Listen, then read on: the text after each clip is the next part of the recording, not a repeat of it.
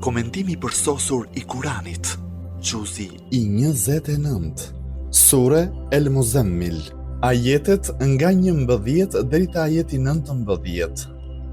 وذرني والمكذبين أولي النعمة ومهلهم قليلا إن لدينا أنكالا وجحيما وطعاما ذا غصة وعذابا أليما يوم ترجف الأرض والجبال وكانت الجبال كثيبا مهيلا إنا أرسلنا إليكم رسولا شاهدا عليكم كما أرسلنا إلى فرعون رسولا فعصى فرعون الرسول فأخذناه أخذا وبيلا فكيف تتقون إن كفرتم يوم يجعل الولدان شيبا السماء منفطر به كان وعده مفعولا إن هذه تذكرة فمن شاء اتخذ إلى ربه سبيلا Lërmi mua ata që të quajnë gënjeshtare që jetojnë në luks dhe jepu pak afat atyre, se padyshim ne kemi përgatitur për ata pranga zjarr flakërues, ushqime që ngecin në fyt dhe dënime të dhëmshme.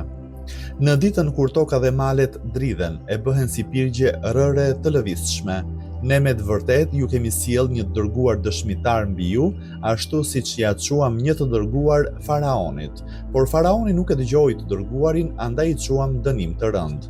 Qysh do të mbroheni ju nëse mbeteni jo besimtar ditën në të cilën fëmijët do të thinjen, atë ditë qielli do të qahet e premtimi I Zotit do të përmbushet. Në të vërtetë kjo është këshill, prandaj kush dëshiron le të zgjedh rrugën e drejtë që e çonte Zoti I tij. Komentim. Lërma mua llogarinë e këtyre mëkatarëve arrogant. Në ajetin 10 u diskutua për pengesat, fjalët fyese dhe të padrejta për ngacmimet dhe lëndimet e armiqve të Islamit. Në këto ajete tregohet se ata janë vënë nën breshërinë e kërcënimeve të frikshme për dënimet e Allahut në këtë dhe në atë botë. Këto ajete I ftojnë të rishqyrtojnë planet e tyre ogurzeza, këto ajete I ngushëllojnë myslimanët besimtar të Islamit dhe I ftojnë që përballë sulmeve tash pra të armiqve të jenë të fortë. Ajeti 11 thotë lërmi mua ata që të quajnë gënjeshtar e që jetojnë në luks dhe jepu pak afat atyre. Kuptimi I ajetit është jo ti, por unë jam përballë tyre, lërma mua ndëshkimin dhe dënimin e tyre si dhe jepu pak afat atyre me qëllim që të zbulojnë me duart e veta identitetin e tyre të vërtet, gjithashtu lëri që ta mbushin barrën e vet me mëkate dhe atëherë zemërimi im do të ndrydh fytin e tyre. Ne edhim se pa kaluar shumë kohë, myslimanët u fuqizuan dhe goditën me ashpërsi të madhe dhe shkatruese armikun në luftën e Bedrit, të Hunenit, të Ahzabit e të tjerë, nuk kaloi shumë kohë dhe këta kryelartët mëkatar arrogant u larguan nga kjo botë, në botën e varrit I pret dënimi hyjnor, dënimi Kiametit. Fjala uliniame, pasanikët, përdoret për të treguar arrogancën dhe neglizhencën që buron nga malli e pasuria e tepërt dhe nga mundësitë materiale që zakonisht pasanikët kanë.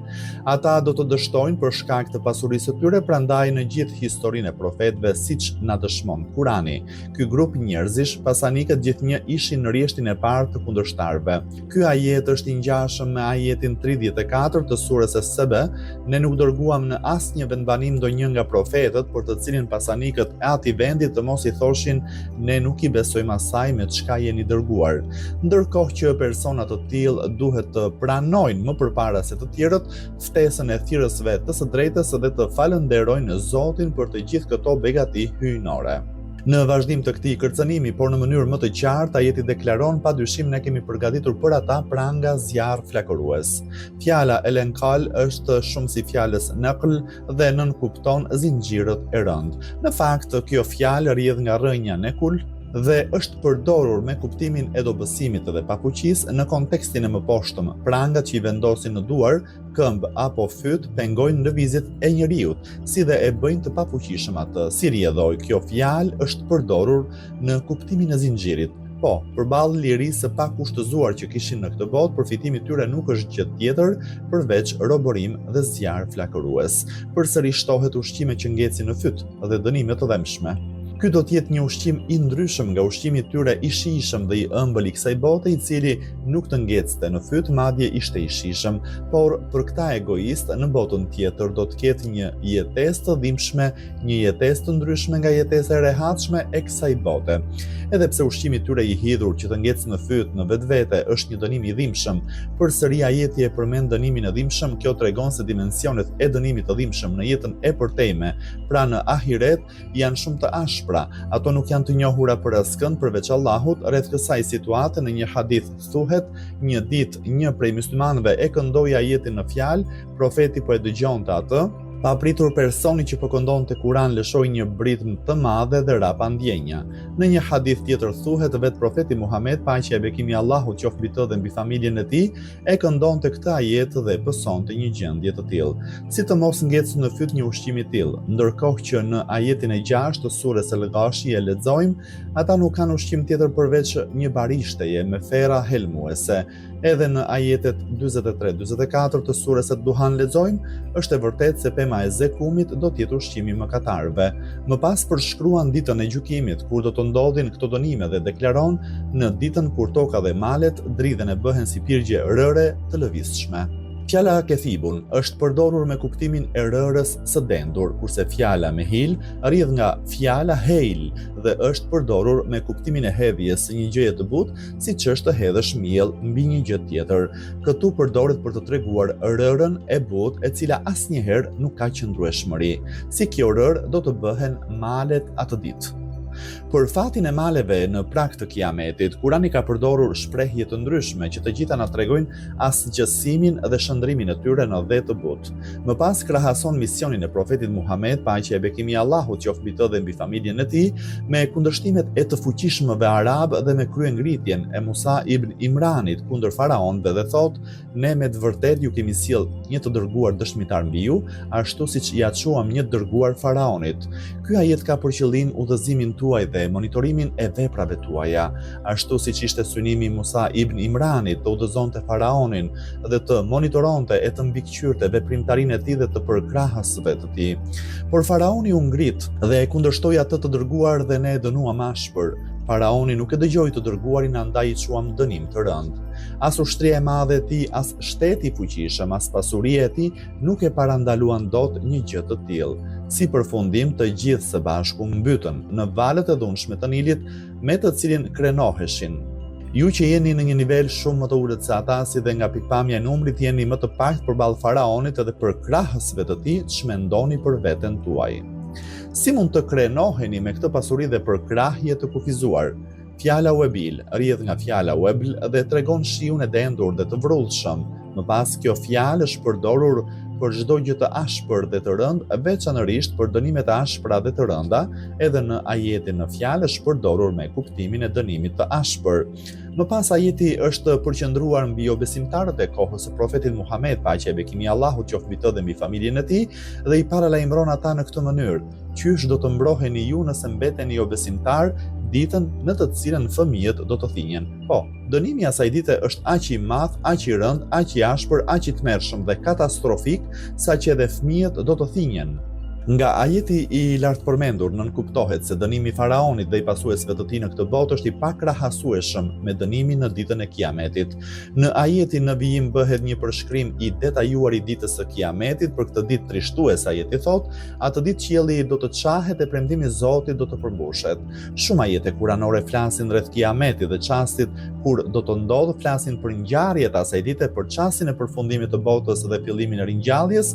Të gjitha këto ajete na tregojnë për shpërthime të mëdha, për tërmete të ashpra dhe transformime të shpejta. Ky ajet ka përmendur vetëm një pjesë prej tyre.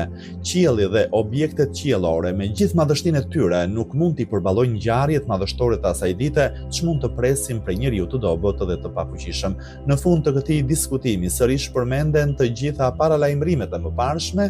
Në të vërtetë kjo është këshill. Njeriu është i lirë të zgjedhë rrugën që do, ai që dëshiron të udhëzohet dhe është në kërkim të lumturisë së përhershme, padyshim që zgjedh rrugën që e çon drejt Allahut. Për këtë moment ajeti thot, prandaj kush dëshiron le të zgjedhë rrugën e drejtë që e çon te Zoti i tij. Nëse te I kalohet kjo rrugë me anë të detyrimit dhe përkundrejt vullnetit, kjo nuk është as krenari dhe as virtyt. Virtyt është kur njeriu zgjedh këtë rrugë dhe I bashkohet asaj me vullnetin e vet të plotë dhe lirinë e zgjedhjes.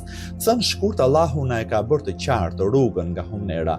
Allahu I madhëruar ka dhënë sy që të shikojmë, na ka dhënë ndërgjegje, na orienton dhe më pas I lë njerëzit të lirë të zgjedhin, nëse u binden urdhrave të Tij me vullnet të lirë dhe të veprojnë sipas tyre ose zgjedhin rrugën e humbjes. Për kuptimin e si fjalisë, në të vërtetë kjo është këshill. Janë dhënë interpretime të ndryshme nga ana e komentuesve të Kuranit. Disa komentues kanë thënë se aludon për këshillën që është përmendur në ajetet e mëparshme, disa të tjerë kanë thënë se me të nënkuptohet e gjithë surja, të tjerë mendojnë se aludon për të gjithë Kuranin e madhërisëm. Të tjerë komentues kanë pohuar se ka mundësi që të jetë tregues për urdhrin për faljen e namazit dhe faljen gjatë natës, I cili është përmendur në ajetet e para të kësaj sureje, dhe subjekti I saj ishte vetë profeti Muhammed, paqja e bekimi I Allahut qoftë mbi të dhe mbi familjen e tij. Me këtë fjali dëshiron ta përgjithësoj këtë urdhër dhe të përfshinë të dhe myslimanët e tjerë. Prandaj fjala sebilun, rrugë, në fjalinë pasardhëse përdoret për të treguar namazin e natës, I cili konsiderohet si një prej rrugëve të rëndësishme që të çojnë drejt Allahut. Edhe në surën El Insan, pas urdhrit të namazit të natës, ajeti 26 thot: "Falu për hir të Tij në një kohë të natës, mandej adhuroj atë edhe natën më gjatë." Vetëm pas një intervali të shkurtër, sërish shprehet: "Vërtet këto janë një këshill, e kushdo e merr rrugën që e çon te Zoti I tij." Sigurisht, ky është një interpretim I përshtatshëm, por më I saktë dhe më I përshtatshëm është kuptimi I gjithëpërfshirës I ajetit, ku futen edhe të gjitha praktikat e vetformimit të njeriut për të cilat u diskutua në këtë sure. Hulumtim, 4 llojet e etapave të dënimit të Allahut. Në ajetet e lartë përmendura për gënjeshtruesit arrogantë dhe të zhytur në begati, Allahu I madhëruar I kërcënon me 4 tortura dhe dënime të frikshme, me pranga dhe zinxhir, me zjarin përvëlues të xhehenemit, me ushqim të ashpër e të hidhur që ngec në fyt dhe është vdekje prurës, si dhe me lloj-lloj dënimesh të tjera të dhimbshme dhe të frikshme që mendja e njeriut as nuk I përfytyron dot. Këto dënime jepen sipas veprimtarisë që kanë kryer në këtë botë. Në këtë botë ata kishin liri të plot, kishin jetë të rehatshme, kishin ushqime të shijshme dhe të ëmbla, kishin lloj-lloj komoditetesh dhe privilegjesh. Por meqense të gjitha këto I përfituan përmes shtypjes, dhunës, shkeljes së të drejtave të të tjerëve, si dhe mendjemadhësisë, arrogancës dhe neglizhencës karshi Allahut, në ditën e Kiametit asgjë nga këto nuk u hyn në punë. Në Kiamet do t'i pres një dënim I dhimbshëm.